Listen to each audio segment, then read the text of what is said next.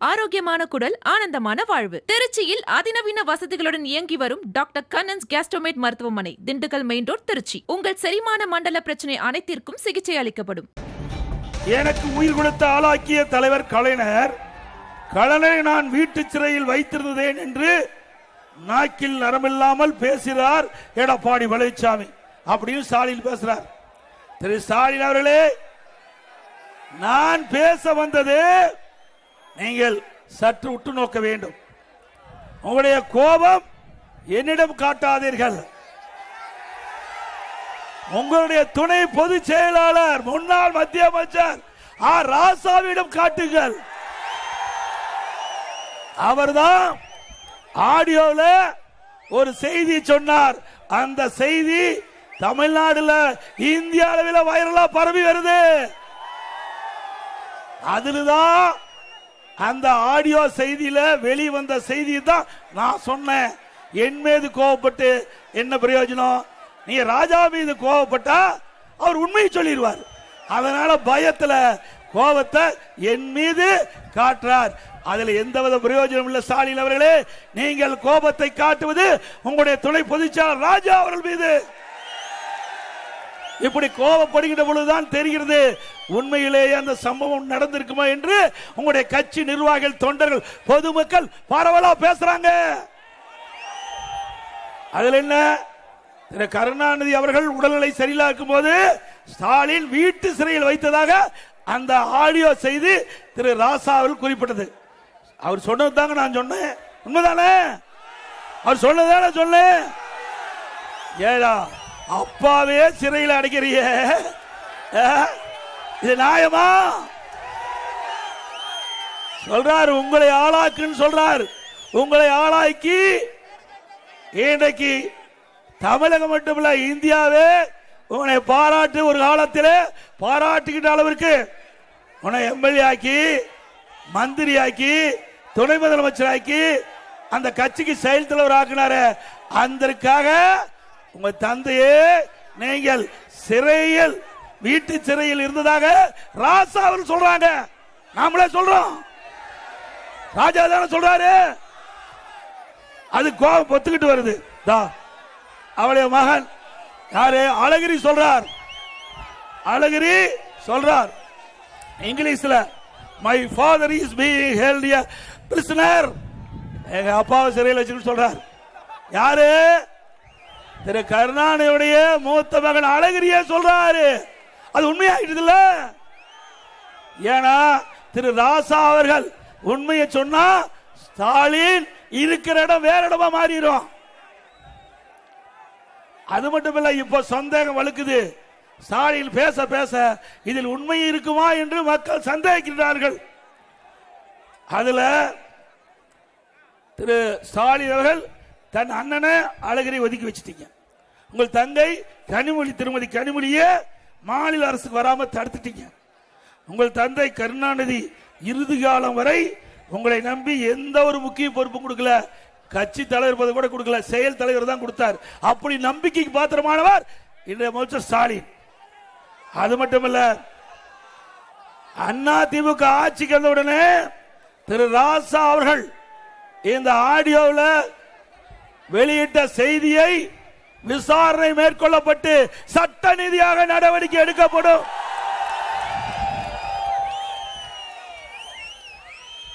திரு ஸ்டாலின் அவர்களே, எங்களுடைய அம்மா இருந்த பொழுது என்னென்னலாம் பேசுனீங்க நீங்களே சொல்லுங்க. சரியா தவறான மக்களே முடிவு பண்ணுங்க. 2021 பொது தேர்தல், 2021 சட்டமன்ற பொது தேர்தல். அந்த சட்டமன்ற பொது தேர்தலில் 22வது தேர்தல் வாக்குறுதி திமுகவின் சார்பாக ஸ்டாலின் வெளியிட்டார். அதுல அவர் சொல்றார், முன்னாள் முதலமைச்சர் அம்மையார் அவர்களின் மரணம் குறித்து முறையான விசாரணை நடத்தப்பட்டு தவறு இழைத்தவர் எவரானும் அவர் உரிய சட்ட நடவடிக்கை உள்ளாக்கப்படுவார். நீ அறிக்கை கொடுத்திருக்கிற. இப்போ முன்னாள் முதலமைச்சர் திரு கலைஞர் அவர்கள் வீட்டு சிறையில் வைத்த அவர்களை சட்ட ரீதியாக விசாரிக்கப்பட்டு அதில் உண்மை இருக்கும் பட்சத்தில் தகுந்த நடவடிக்கை அதிமுக அரசு எடுக்கலாம்ல. அவரு முன்னாள் முதலமைச்சர் தானே. நம்ம அம்மாவை பத்தி பேசுறீங்க, உங்க அப்பாவையே வீட்டு சிறையில் வைக்கிறீங்க, இது நியாயமா? அப்படிலாம் வீட்டு தன்னுடைய தந்தைக்கே இப்படிப்பட்ட கதினா நாட்டு மக்களுக்கு என்ன கதி என்பதை எண்ணி பாருங்க. அது மட்டுமல்ல,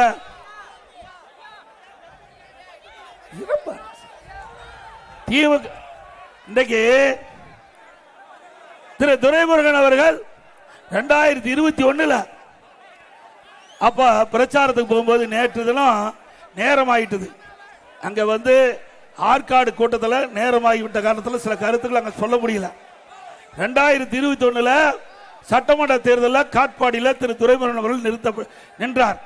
அப்ப மக்களிடத்தில் சந்திச்சு, இதுதான் கடைசி தேர்தல், எனக்கு வாக்களியுங்கள், எனக்கு வயதாகிவிட்டதுன்னு சொன்னார். மக்களும் வாக்களிச்சாங்க. நம்முடைய வெற்றி வேட்பாளர் ராம் அவர்கள் 700 ஓட்டுல வெற்றி வாய்ப்பு இழந்துட்டார். இந்த முறை எழுதுகிறாரு, இந்தியாவிலேயே இந்த தடவை ஜெயிச்சா அதிக சட்டமன்ற உறுப்பினராக இருந்த பெருமை கிடைக்கிறார். உங்களுக்கு பெருமை கிடைக்கிறதுக்காக மக்களாக கிடைச்சாங்க. ஏங்க, அவருக்கு 88 வயசு ஆகி போச்சு. 88 நான் அவர் போடுறது அவருடைய சொந்த கருத்து. அவர் தேர்தலில் போட்டியிடுவது அவருடைய சொந்த விருப்பம், அதுல தலையிடல. ஆனா அவர் நடக்கவே முடியல, எழுந்திருக்கவே முடியல. எப்படி மக்களுடைய குறையை கேட்பாரு? ஒரு சட்டமன்ற உறுப்பினர் என்றால் சட்டமன்றம் முழுவதும் போய் சுழன்று மக்களுடைய பிரச்சனையை கேட்டு தீர்க்க வேண்டும், அப்படித்தானே? அப்ப அவரை புடிச்சுக்கிட்டு போனா நடந்து போத புடிச்சிட்டு போறார். நான் தவறா சொல்லல, நான் மதிக்கக்கூடியவன், அண்ணன் துரைமுருகன் அவர்களை மதிக்கக்கூடியவன். ஆனா அவருடைய வயது மூப்பு அதை பார்க்க வேணும். அதனால அங்க காட்பாடியில் நிறுத்தப்படுகின்ற நம்முடைய வெற்றி வேட்பாளர் ராம் அவர்களுக்கு 2 லட்சத்தில் வாக்களிக்க வேண்டும். அதே போல இங்க நம்முடைய கழக வேட்பாளர்கள் அனைத்து இந்திய அண்ணா திராவிட முன்னேற்ற கழக தலைமையில் அமைக்கப்பட்ட தேசிய ஜனநாயக கூட்டணியில் அனைத்து இந்திய அண்ணா திராவிட முன்னேற்ற கழக வெற்றி வேட்பாளராக கலசபாக்கம் தொகுதியில் முன்னாள் அமைச்சர் சட்டமன்ற உறுப்பினர் திரு அக்ரி எஸ்.எஸ். கிருஷ்ணமூர்த்தி அவர்கள் நிறுத்தப்பட்டிருக்கின்றோம். செய்யா சட்டமன்ற தொகுதியில் முன்னாள் அமைச்சர் அறிவிச்சவர் திரு முக்கூர் என் சுப்பிரமணியம் அவர்களே நிறுத்தப்பட்டிருக்கின்றோம். கீழ் பெண்ணாத்தூர் சட்டமன்ற தொகுதியில் முன்னாள் அமைச்சர் திரு எஸ். ராமச்சந்திரன் அவர்களே நிறுத்தப்பட்டிருக்கின்றோம். ஆரணி சட்டமன்ற தொகுதியில் முன்னாள் எம்எல்ஏ திருமதி ஜெயசுதா அவர்களே நிறுத்தப்பட்டிருக்கின்றோம். செங்கம் சட்டமன்ற தொகுதியில் அவருடைய அப்பா 3 தடவை எம்எல்ஏ, அவர் கழகத்தின் சார்பாக நிறுத்தப்பட்டிருக்கிறார். திரு டி.எஸ். வேலு அவர்களே நிறுத்தப்பட்டிருக்கின்றோம். பந்தவாசி சட்டமன்ற தொகுதியில் திருமதி பி. ராணி மகளிர் மாவட்ட சால் நிறுத்தப்பட்டிருக்கின்றோம். ஆக இந்த 5 பேருக்கும் 2 சின்னத்திலே வாக்களித்து வெற்றி பெற செய்யுங்கள். நம்முடைய சின்னம். திருவண்ணாமலையில் பரப்புரையில் ஈடுபட்டிருக்கிறார் அதிமுக பொதுச் செயலர் எடப்பாடி பழனிசாமி. கருணாநிதியை வீட்டுச் சிறையில் வைத்திருந்தார் ஸ்டாலின் என்று எடப்பாடி பழனிசாமி விமர்சனம் செய்ததற்கு முன்பாக முதலமைச்சர் பதிலடி தந்திருந்தார். இந்நிலையில் ஸ்டாலின் அவர்களை கோபத்தை என் மீது காட்ட வேண்டாம், ஆராசா மீது காட்டுங்கள் என்று ஆடியோ விவகாரத்தை குறிப்பிட்டு அவர் பேசினார். இந்நிலையில் அது தொடர்பாக அதிமுக ஆட்சியில் நடவடிக்கை எடுக்கப்படும் என்றிருக்கிறார். மீண்டும் துரைமுருகன் தேர்தலில் போட்டியிடுவது குறித்தும் விமர்சனம் செய்திருக்கிறார். விவரங்களை பின்வரும் செய்திகளில் பார்க்கலாம். ஆரோக்கியமான குடல், ஆனந்தமான வாழ்வு. திருச்சியில் அதிநவீன வசதிகளுடன் இயங்கி வரும் டாக்டர் கண்ணன்ஸ் கேஸ்ட்ரோமேட் மருத்துவமனை, திண்டுக்கல் மெயின் ரோட், திருச்சி. உங்கள் செரிமான மண்டல பிரச்சனை அனைத்திற்கும் சிகிச்சை அளிக்கப்படும்.